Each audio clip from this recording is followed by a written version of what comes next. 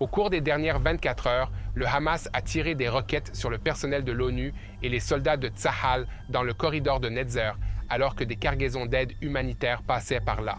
Pendant ce temps, le Qatar poursuit son projet d'expulser la direction du Hamas de Doha au Qatar, et 4 jours après une frappe aérienne à Rafah, il apparaît que Raed Saïd, un important trafiquant d'armes du Hamas, a été éliminé. Cette nouvelle intervient alors que Tsahal achève la 3e phase des opérations dans la bande de Gaza et se prépare à la prochaine phase qui verra des opérations plus limitées utilisant des tactiques différentes. Enfin, un autre drone a été intercepté dans le ciel d'Eilat, la ville la plus méridionale d'Israël. Entrons dans les détails. Je suis Yair Pinto et voici votre rapport Boots on the Ground sur ce qui se passe en Israël au 263e jour de la guerre contre le Hamas, le Hezbollah, l'Iran et tous leurs groupes terroristes mandataires au Yémen, en Irak et en Syrie. Des terroristes du Hamas ont tiré des obus de mortier sur le personnel des Nations Unies et les soldats de Tsahal qui gardaient le corridor de Netzer au centre de la bande de Gaza, au passage de camions transportant de l'aide humanitaire. L'incident s'est produit vers 9 h du matin et heureusement n'a pas fait de victimes. Le corridor de Netzer est un axe majeur pour les déplacements nord-sud dans la bande de Gaza. Il est utilisé par Tsahal ainsi que par les Nations Unies et d'autres organismes d'aide. Il est fortement surveillé et fait l'objet de patrouilles régulières.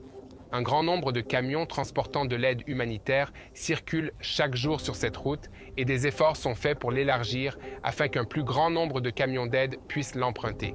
Bien entendu, Tsahal utilise également cette autoroute à des fins militaires, notamment pour dégager les positions du Hamas dans le centre de la bande de Gaza. Pendant ce temps, l'équipe de combat de la brigade Nahal continue d'opérer dans la zone de Rafah et ce matin, il a été publié que plusieurs entrées de tunnels ont été trouvées à l'intérieur d'immeubles résidentiels. Ces entrées de tunnels ont été trouvées sous des canapés, des réfrigérateurs et bien d'autres endroits d'apparence innocente. La brigade Nahal opère sous la division 162 à Rafah et travaille dur depuis des mois pour repousser les terroristes et leur ôter les moyens de continuer à se battre contre Israël. Il s'agit notamment d'importants stocks d'armes et de munitions qui ont été découverts avant que les terroristes ne puissent les utiliser, ainsi que de nombreux tunnels. Les méthodes utilisées ne sont rien de moins qu'une révolution dans la guerre urbaine, avec l'utilisation de drones connectés à des ordinateurs qui fournissent des informations en temps réel aux troupes sur le terrain. Cela a permis aux soldats de détruire de nombreuses infrastructures terroristes qui constituent une menace pour les forces en présence dans la région. Une déclaration récente du chef d'état-major de l'armée israélienne, Herzia Levi, qui s'est rendu récemment à Rafah et s'est entretenu avec les commandants de la division 162 et des brigades associées, nous donne une idée assez précise de ce qui va se passer. Lors de sa brève déclaration à la presse, il a déclaré « En fait, nous nous rapprochons du moment où nous pourrons dire que nous avons démantelé la brigade de Rafah. » Nous pouvons ajouter à ces bonnes nouvelles la confirmation que Raed Salah, le chef du département des opérations et le 4e terroriste le plus haut placé du Hamas, a bien été éliminé samedi dernier lors d'une frappe aérienne sur le camp de Shati. Selon des sources palestiniennes, Saïd a été contraint de sortir de la sécurité de son tunnel pour participer à un effort de réorganisation du Hamas dans le nord de la bande de Gaza. Les habitants de Shati ont affirmé que des collaborateurs avaient transmis ces informations au service de renseignement israélien, ce qui a permis à Tsahal de savoir où Saïd se trouverait et de le cibler pour l'assassiner. Quoi qu'il en soit, Saïd habitait un appartement dans un immeuble de 5 étages dans le camp de Shati, près de la ville de Gaza, à proximité d'une mosquée et d'une école. Après la frappe, l'équipe de secours du Hamas a admis qu'il était difficile de récupérer toutes les personnes impliquées et a affirmé qu'elle ne disposait pas de l'équipement approprié pour ce faire. Le fait que le Hamas n'ait pas publié d'annonce officielle sur cet incident peut s'expliquer par son désir de préserver son image auprès de ses partisans. Le Hamas a ordonné à ses partisans de ne publier aucune information à ce sujet et il est évident qu'ils ne veulent pas reconnaître leur propre vulnérabilité ou ce que Tsahal a réalisé en éliminant l'un de leurs principaux dirigeants. Mais ce n'est pas grave. S'ils ne veulent pas parler de l'incident, nous le ferons pour eux. Permettez-moi de vous parler un peu de Saïd.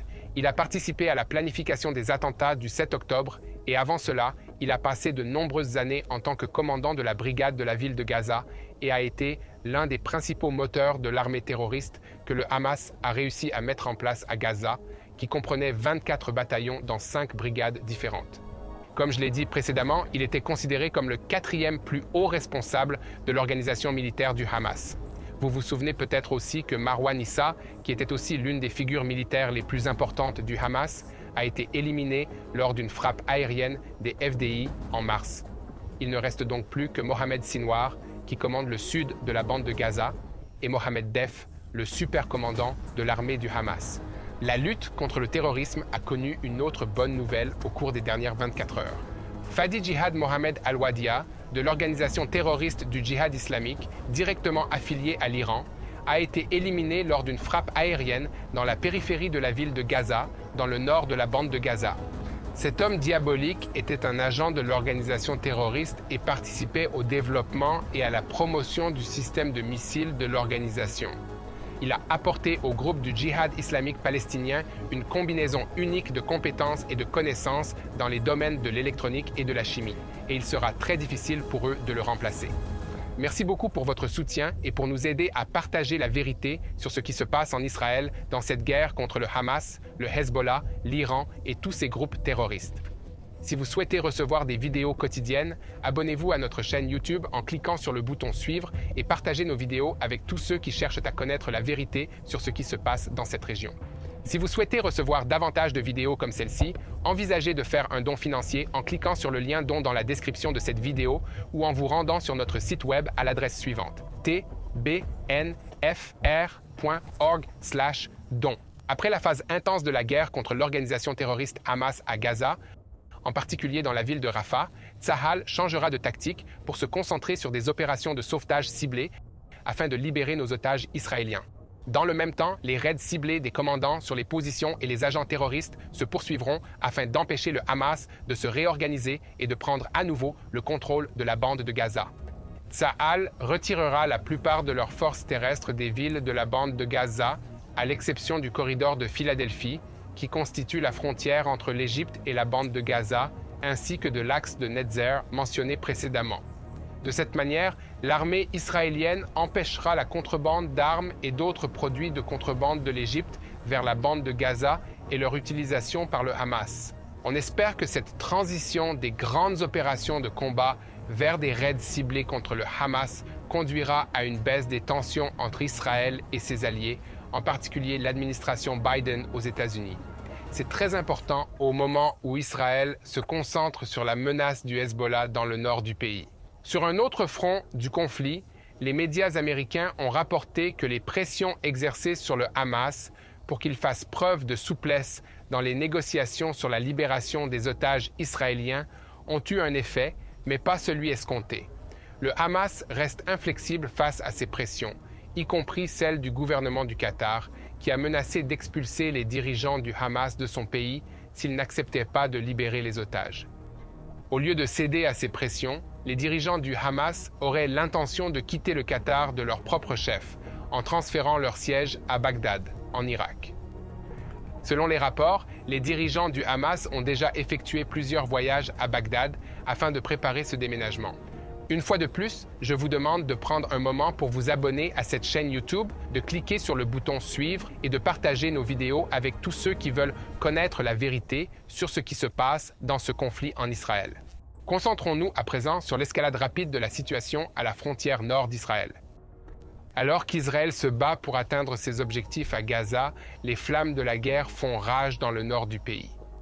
L'ancien chef d'état-major des FDI et actuel membre de la Knesset, Benny Gantz, s'est exprimé mardi lors de la 21e conférence Herzliya à l'université Reichman. Cet événement annuel est une pièce maîtresse de la concertation en Israël sur les affaires stratégiques et cette année, l'accent a été mis sur la possibilité croissante d'une guerre entre Israël et le Hezbollah. M. Gantz a commencé son intervention en déclarant « Je le dis de la manière la plus responsable qui soit. Allons-nous parler des pannes d'électricité en Israël ? Alors que nous avons la capacité de mettre le Liban hors d'état de nuire, de détruire ses infrastructures et une grande partie des capacités militaires du Hezbollah en l'espace de quelques jours. Mais pour en arriver là, le prix à payer en Israël sera très lourd. nous devons nous préparer à un scénario dans lequel les infrastructures seront endommagées et où les incidents se multiplieront et feront de nombreuses victimes. Il a ajouté, c'est le prix de la guerre qu'il est souhaitable d'éviter. Mais si nous y sommes contraints, nous ne devons pas nous en détourner. Ici, à TBNFR, nous continuerons à suivre de près cette question et à vous tenir informés, vous, nos téléspectateurs, de l'évolution de la situation. Pour l'instant, je peux vous dire que si la campagne au Liban s'intensifie de manière significative, Israël sera confronté à des défis complexes et sans précédent dans l'armée, dans la société, dans les relations étrangères et dans l'économie. Ces derniers jours, Tsahal a achevé ses préparatifs de guerre dans l'arène septentrionale et leurs dirigeants ont déclaré qu'avec l'achèvement de l'opération à Rafah, ils seraient en mesure de se concentrer sur la plus grande menace venant du nord, le Hezbollah. Cependant, une question se pose quant à la défense aérienne. L'armée estime que les systèmes de défense aérienne ne seront pas en mesure de protéger toutes les zones habitées et que, par conséquent, la défense se concentrera sur les infrastructures essentielles au combat, notamment les bases aériennes et les zones de rassemblement des forces terrestres. Cela signifie que les civils israéliens subiront des dommages sans précédent. Le seul moyen pour Israël de faire face à la menace est d'attaquer directement non seulement le Hezbollah, mais aussi le Liban lui-même en tant que pays souverain dont le territoire est utilisé pour attaquer Israël. En d'autres termes, la prochaine guerre ne sera pas facile, mais nous sommes ici ensemble pour la gagner. Mes amis, cette guerre est menée sur plusieurs fronts et malheureusement, nous sommes en train de perdre le front de l'opinion publique et de la vérité. Prenez donc une minute pour partager ces vidéos et vous abonner à cette chaîne YouTube pour nous aider à diffuser la vérité sur ce qui se passe ici en Israël et dans cette région, afin que les gens sachent comment prier pour la situation. Une autre histoire à vous rapporter aujourd'hui est celle du dernier sous-marin de la marine israélienne, le INS Dragon. Ce sous-marin a été construit dans les chantiers navals de Kiel, en Allemagne, sur la mer Baltique. Ces derniers jours, 2 navires espions russes ont été envoyés dans la région dans une tentative apparente de surveiller son lancement. Ce sous-marin est le plus grand construit en Allemagne depuis la Seconde Guerre mondiale et c'est la pièce d'équipement la plus chère que Tsahal ait jamais achetée. Les améliorations technologiques disponibles après le début de la construction ont été ajoutées à la conception, ce qui a entraîné de longs retards dans la construction. Mais aujourd'hui, le sous-marin est achevé et fait l'objet d'essais en mer. Ces essais sont nécessaires, mais ils donnent à ces navires espions russes l'occasion de suivre et d'enregistrer des données sur le profil opérationnel du sous-marin, y compris la signature électronique qu'il émet lorsqu'il se déplace dans l'eau. Compte tenu des relations de plus en plus étroites entre la Russie et l'Iran, il n'est pas difficile d'imaginer pourquoi ces navires ont espionné le tout dernier sous-marin israélien. L'Iran organise vendredi une élection présidentielle pour remplacer le défunt Ibrahim Raisi, qui a péri dans un accident d'hélicoptère le mois dernier. L'élection se déroulera dans un contexte de profonde insatisfaction de la société iranienne, apparemment parmi les électeurs, d'une économie chancelante frappée par les sanctions et les bouleversements nationaux et d'un sentiment général d'insatisfaction parmi les électeurs potentiels. On ne s'attend pas à ce que le public iranien se rende en masse aux urnes, même s'il en a assez de son gouvernement actuel. Dans les messages publiés sur les réseaux sociaux, en particulier parmi les jeunes Iraniens, de nombreux éléments indiquent que personne ne croit que l'élection conduira à des changements positifs. De nombreux Iraniens semblent penser qu'il n'y a aucun intérêt à voter pour l'un ou l'autre des candidats que le régime iranien, qui dirige en fait le pays, a choisi pour lui-même. En d'autres termes, la mort surprenante du président Raisi a conduit à des élections anticipées qui ont plongé le public iranien dans un abîme de désespoir à l'égard des dirigeants actuels et de ceux à venir. Que pouvons-nous donc faire pour aider le peuple iranien? Nous pouvons prier. Unissons-nous donc dans la prière pour le peuple iranien, afin qu'il connaisse la paix et qu'il soit libéré du règne de la terreur. Prions pour les soldats de Tsahal. Prions pour la paix dans cette région. Prions pour les otages, afin qu'ils soient forts et qu'ils soient bientôt rendus à leurs familles. Prions pour la paix en Israël et, le plus important, unissons-nous dans la prière pour la paix à Jérusalem.